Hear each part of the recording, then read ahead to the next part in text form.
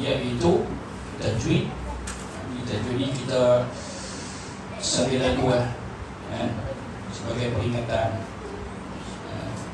Tentu ada yang tak jelas atau yang tak faham, tak kisah lagi dengan nama-nama hukum tajwid, itu perkara biasa. Tapi kalau kelas tajwid, insya-Allah kita boleh bertanya, dan guru tajwid dia akan ambil daripada asas. Baru kita tahu ni hukum dia pasal apa sebagainya.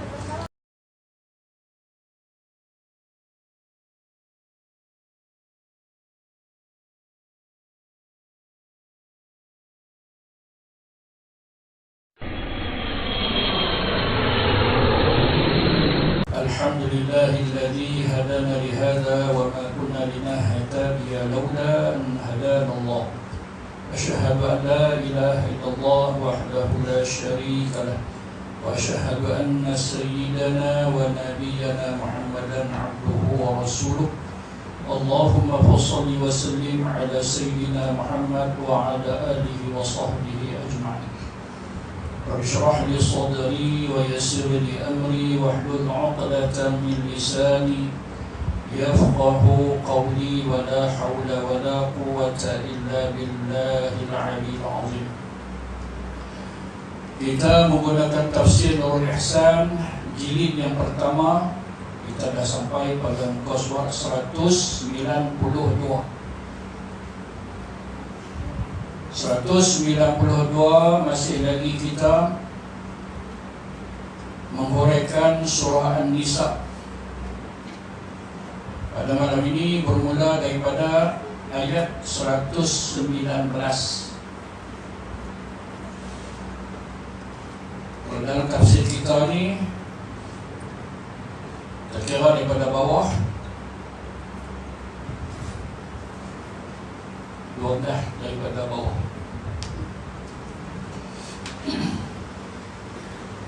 A'udzu billahi minasy syaithanir rajim.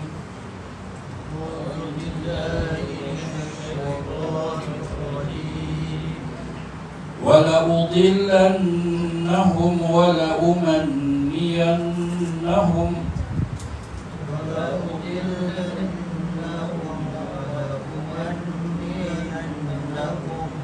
wala amurannahum falayubtikunna adhanal an'am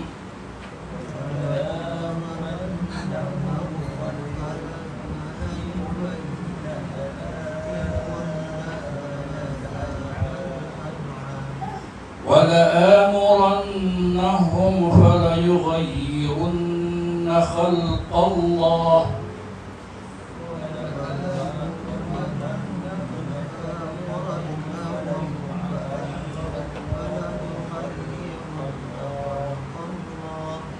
وَمَنْ يَتَّخِذِ الشَّيْطَانَ وَلِيًّا مِنْ دُونِ اللَّهِ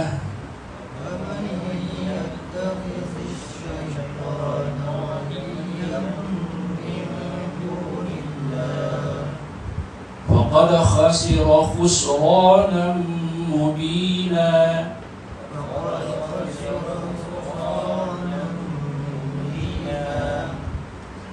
يعدهم ويمنيهم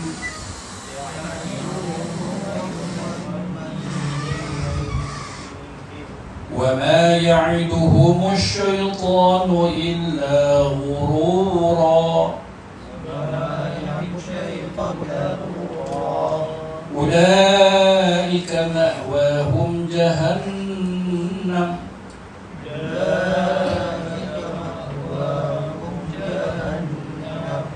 ولا يجدون عنها محيصا.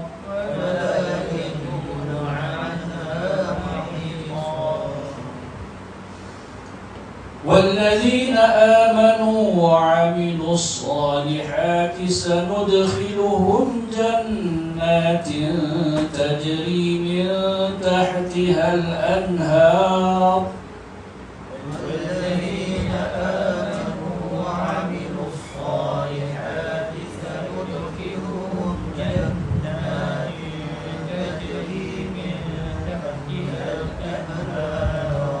خالدين فيها أبدا خالدين فيها أبدا وعد الله حقا وعد الله حقا ومن أصدق من الله قيلا ومن أصدق من الله قيلا صدق الله العظيم.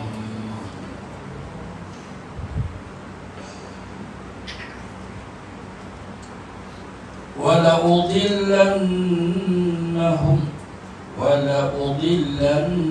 واجب الغنى هم وإظهار شفوي ولأمن wajib al-gunnah. Nian sekali lagi wajib al-gunnah. Hum wa, kita tengok mim mati bertemu dengan waw izhar syafawi. Wala'a badal dua harakat. Muram ra berbaris atas tafkhim.